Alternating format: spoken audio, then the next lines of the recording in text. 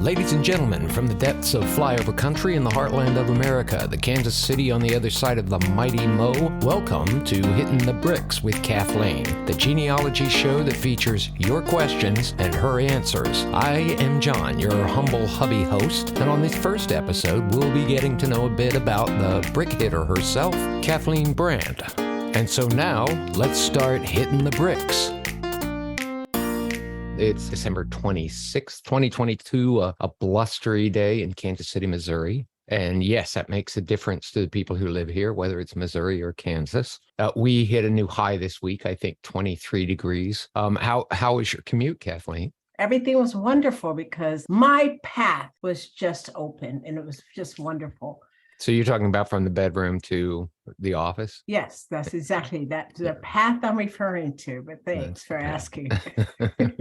Well, okay. So I thought what we do is with our inaugural episode, we get to know who's behind Hitting the Bricks and get to know a bit about Kathleen Brandt. That's me. That's you. Me. Yes. It is you. Let's see where to start, because I know the answer to a lot of questions, but I think people would be interested. And so, for example, what was your first experience? What got you into genealogy and family history? Actually, my family. When I was a little girl, my grandfather would talk about it, my maternal grandfather. We would have these epic car rides across Kansas to Oklahoma, the panhandle of Oklahoma. And he would talk about each little town and what cousins lived there and aunts. And for some reason, he talked about 3 aunts that I did not know of and had never met. And he would talk about other experiences and people he's met. And he made it sound like that was all of the family he had. Now, later, through research, I realized that family actually had 11 children. And over half of them were boys, but he didn't mention them, only his father and these 3 aunts. See, it's interesting because my family is so small, as you know, and I knew my dad had his 2 sisters, and that was it. He talked about Aunt Dot and Aunt Helen, but I really didn't know much about anybody else. Yeah, my family's pretty small. I have 3 first cousins. My mother has 3 first cousins, and my father has 3 first cousins. But your father was an only child, right? Yes, he was an only child, and his mother was an only child. So our family's pretty small up to a point, but the generation before that, on my mother's side, there's 2 brothers, the Morse brothers. One had 13 children and one had 11. That grew rapidly. And you didn't have an idea about that when you were a kid. No one did. I dug them up and they all came. You mean that figuratively through research, right? You didn't physically dig them I up. did I not don't want you admitting to any, dig them up. I don't want you admitting to any felonies out in the no open. No felonies here. You Okay. went with me to the big city of Coffeyville and the cemeteries. Mm-hmm. Where was that one where we went to where we walked through that graveyard and we were so filthy, just the dust. South Coffeyville, Kansas. I would not remember a time being that dirty other than being a kid. Yeah, it was pretty gross. Yeah. It was because it was so dusty, it was so hot, and it was so miserable, and there were rattlesnake holes everywhere. That's right. Miserable. You kept on warning me about the rattlesnakes. Great introduction to it. It was pretty miserable, but I needed to see it, and it was for that side of the family. So eventually you end up getting into family research. How did you end up with A3 Genealogy, which is your international company that does all sorts of cool research? Well, I didn't necessarily have a real name for it at that point, but I started writing on a blog. At that point, it was AAA Genealogy, and for accurate, accessible answers. And when I was writing on this blog, I was just writing more like journaling, my experience and things that I was learning and records that I found. And so it was so much fun just writing for me. And people started seeing it. And I don't really know in my head how Google does that, but they actually populated my articles, and people started calling me and asking me for assistance. So it just kind of took off on its own really organically. It really did. Well, I started off with military. So my favorite research was really military records. I loved military records and what you could find in these records. I mean, I found everything from, slave owners to the Irish side of my family, from Rutherford, North Carolina. And all of these people were just so exciting, but I was learning most of them up through military records. Tied that to the blog. That was back in 2008. That was in 2008. And I spent a lot of time driving back between Kansas City and St. Louis to the National Archives to pull military records, as well as going to DC a lot, which was fun because, we lived there. So I got to see my friends while I was working all day. That always qualified as a boondoggle to me. For some reason, I was working and you were going back and doing work that included visiting friends that we left back east. Yeah, let's not be jealous, mister. Too late. Well, let me ask you this. What is it that you like about research? Not family research, but there's something that really, really makes you tick with researching something. It's just untangling the mysteries. I mean, it's like doing a crossword puzzle or doing Wordle. Something has to fit and there has to be the right answer. I think it's getting one piece at a time. As you know, I've been working on a great project lately, and I heard you cheering last night. We were gonna watch a movie last night, and I was having and unfortunately I was thinking it could be rented through Prime. There's a whole thing there where I had rented the wrong movie, and so we were gonna watch a movie last night. But when I found out I couldn't rent the movie we wanted, Kathleen's down in the office, and I'm hearing her kind of hoop and holler like there's a football game on. But it's just her doing research, and so she kind of cheers herself on with, you think there's a touchdown, and no, she just found somebody that she was looking for or something.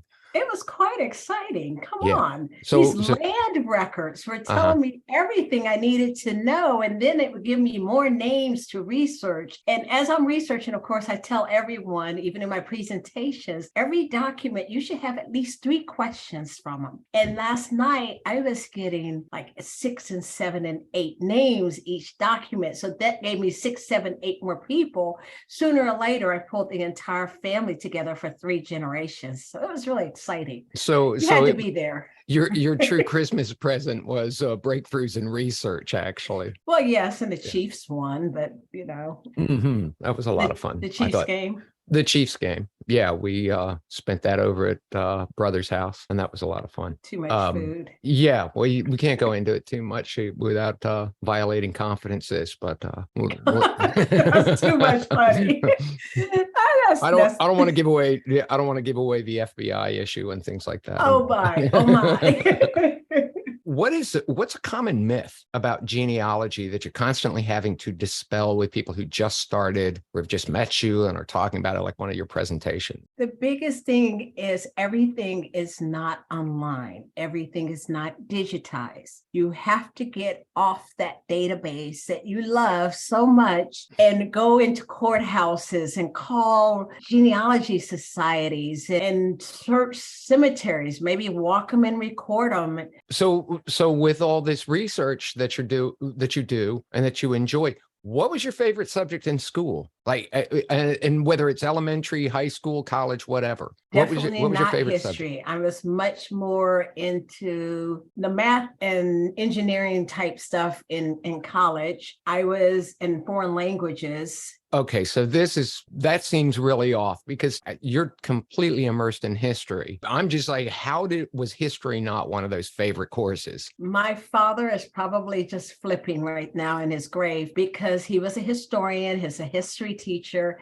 and he loved history. And every vacation, we had to stop at every marker and read them. And well, kind of like I make you do now, but we had to read the markers and follow the different historical information in the AAA books on each town. Wait a minute, but this is coming from a person. When we were first married, we took a vacation, and I remember we rented a car and we drove to the end of the driveway and we flipped a coin and we said east or west. The coin landed on west and we started driving west, but on on your side of the car, there were like 5 of those AAA map books, and you read absolutely everything that would have been happening at a certain year and all the contents of them. So I'm not getting that you had a thing against history, that and ring baloney. That had to be in the car when we went on any trip. Ring baloney. Of course it did. So the first 17 years of my life, I was in the car with my parents, my mother, and a librarian who was an archivist, and she would get the AAA books, and that's determined where we were going and where we were stopping, and she would read and teach, and then Dad would fill in the information. I had gone to 48 states before I was 17. And a couple of trips, just me and my mother. But in general, it was all 6 of us. And so when we got married, it was impressed in my automatic habit. You're going on vacation, get the AAA books. Don't forget to read on it. Teach John a little something while you're at it. How's that? Yeah. I didn't almost fall asleep ever. That's terrible. That never almost happened where I fell asleep while you were reading me out of the AAA book. Yeah. And I still like doing it. We used to take a tour in every town. I guess I've made you take quite a few tours for quite a few cities now. Oh, but I would see now you got a convert on that, because you like the tours. Yeah. Now okay. If I were, it wouldn't matter where I was traveling. If I were by myself, if I ended up in a city I don't know, I'm going to take a hop on, hop off, because you've got me. You completely converted me on that. That's where you should start any first day in any new city. Yeah, we did those as kids too. So I guess I really did have a lot of history in my background, but more so because of my family vacations than school. Mm-hmm. But what was your favorite subject in school? I would say foreign languages, because they were easy. And like I said, math, sciences, but when I say sciences, I meant the engineering sciences, not biology, even though I did like biology. I still don't understand the biological anything, but I did like it. We don't divulge too much. No, we don't have kids, but that has nothing to do with their lack of understanding of biology. Let's talk a bit about your day-to-day. You have a stable of clients that you work with, and often they're in for deep research, and it's not basic stuff. So how do you handle that? What does your day look like? So I am a brick wall researcher. A3 Genealogy is a brick wall research company. Very seldom are we doing ancestry type work. I mean, every once in a while we get those requests. Hey, is that why this is called Hittin the Bricks? Yes, Hittin the Bricks. That's why it's called Hittin the Bricks. Because we're hitting those brick walls. I've been so confused. So the brick walls is what I like the most. I like the hard jobs. Now, of course, they can last long. I mean, I've had one client for 4 years. I've had several for 3, because they have already done a lot of their research, but now they're stuck and they're turning to A3 Genealogy to help them get past this brick wall, which most of the time I find that it's not a real brick wall. It's just that people don't know where to go. So it's knowing the resources that you have, and that's kind of your area where you understand all the different resources. Well, I wouldn't say all the different resources, even though I did like the sound of that. What I have figured out is, in all of research, you might not be able to find the documents you need to corroborate what you're looking for, but you still might find the answers to your questions by finding other documents. So we're always looking for alternatives. Let's say you might not find a marriage record. But in a deed book, you might find it where it's recorded for one reason or another, through a dowry, through some other reason. It might be recorded through a passing of an estate or probate. All of this stuff might be found in the strangest of places. So the key is not to leave any stone unturned. And a lot of those records, I assume, are not digitized. So what do you do in those cases? Well, sometimes they're not. But the client I was working on last night, we were really looking for a father of a person with a very common name, a Thompson. And there's so many Samuel Thompsons in the area. We're working in Virginia and Kentucky. So what we're looking for is his father. Well, which one is it? the answers were in land deeds, and those were digitized. It was just that most people wouldn't think to read probably about 25 land deeds to find out, and then another 15 or so to prove that that is the right family line and you have the right family group. And if you can't prove that, how do you write that up? I mean, is somebody paying you to not be successful? Well, very interesting. Thanks for pushing my business, John. Yeah. How do you charge for failure? Oh, wow. So, we have the tool of DNA. Mm-hmm. DNA can definitely be a tool to help us prove or disprove something. Mm-hmm. But we also normally, people don't live in a vacuum. So sometimes we work with a community group or we work with a religious group. The last night I found the same family on the fourth generation back in the earlier 1700s.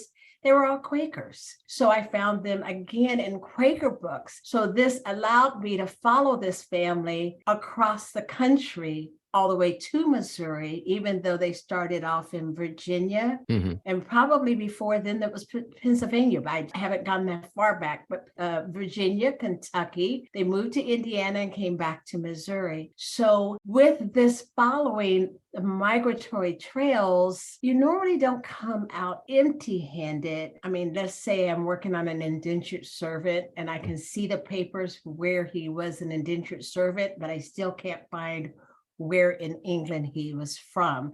So there is when I would turn to DNA. So DNA can maybe help you over some, say, tumbled bricks on a brick wall. Has DNA ever proven that you were on the wrong trail? Absolutely. It has this past week, the week right before Christmas. See, I'm going to just say, these are two or three examples you've given that have happened in the last week. This is Christmas week, holiday week, and you are working way too much. I'm sorry, honey.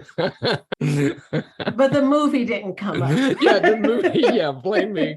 I couldn't pull that movie off. Oh, well, that's okay. And there were lots of football games. And there were lots of football games one day. So I could watch. But this week, I'm sorry, I interrupted. So you were saying this week you proved, what is that called? You say you proved a negative? I proved, yes, it's a negative findings. When we're working on a project and we realize we're on the wrong track, that is just as valuable because it keeps us from going down that wrong track, right? We go back and let's go back and write another research plan and ask the right questions again based on what our findings were. And then you're starting all over with maybe getting on that right track. It sounds really trying and maybe annoying. No, it's neither. The ancestors are having fun with me, and I'm enjoying it. And these are my clients' ancestors. So the problem with it is that everyone thinks they're doing something wrong in this case, but sometimes we just have to find, well, okay, it's not this one. It's John's father wasn't Isaac or John's father wasn't Stephen. So let's keep going.